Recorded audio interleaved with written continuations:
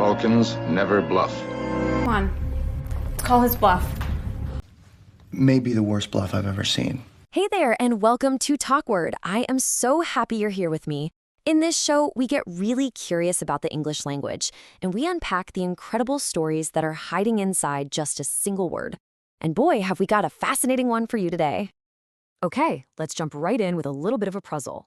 What on earth could a tense game of poker possibly have in common with a giant rocky cliff? I know, it sounds like the start of a bad joke, right? But the answer is actually today's word. And that word, believe it or not, is bluff. This is one of those amazing words that's basically living a double life. It has two meanings that are so different, it feels like they shouldn't even be in the same dictionary. So let's explore them both. So you've got this one word, bluff.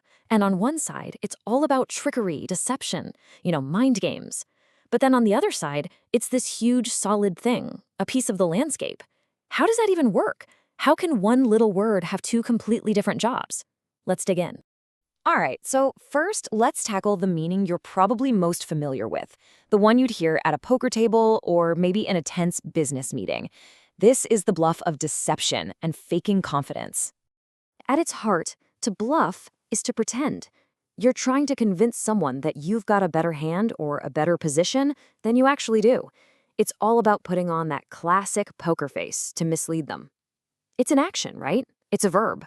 And you see this version of bluff pop up all over the place. Like you might say, he didn't really have good cards. He just bluffed his way to winning the pot. Or maybe in business, the company totally bluffed about having other offers just to get a better price. See?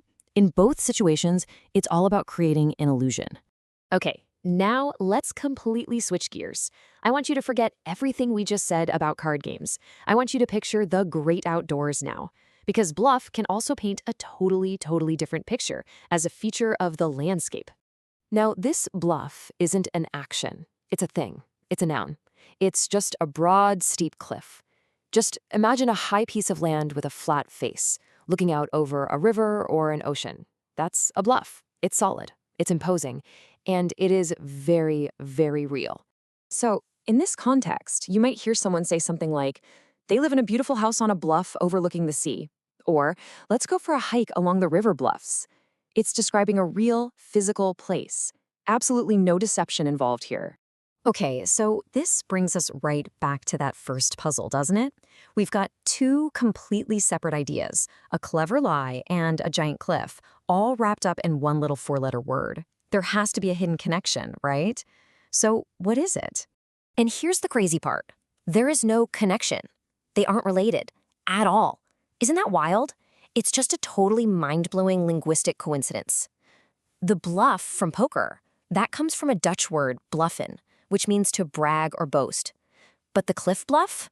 That has a completely different family tree, probably coming from Middle English, to describe something broad or flat-faced. Just two totally separate words that, over centuries, ended up looking and sounding exactly the same. All right, now that we're in on the secret, let's put this new knowledge to the test. Because when you see the word bluff out in the wild, figuring it out is all about the context. Let's try a few. Okay, look at this one. He won the game with a clever bluff, even though he had terrible cards. What are the clues here? Well, you got game and terrible cards. That's a dead giveaway, right? We're obviously talking about the deception meaning.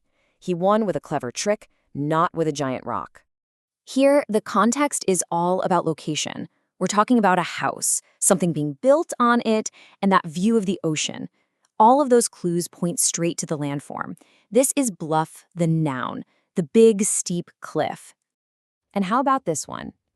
I don't think she knows the answer. She's just bluffing. The big clue here is that ing at the end, bluffing. That tells you it's a verb, an action that's happening right now. She's doing something. She's trying to fool everyone. A classic case of faking confidence. And there you go, the very strange and very separate stories of the word bluff. Digging into these little details is what makes learning a language so much fun. And now, it's over to you.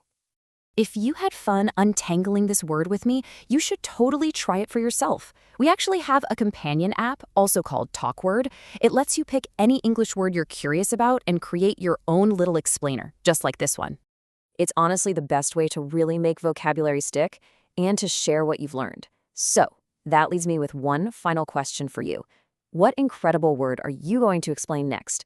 Thanks so much for watching, and never stop being curious.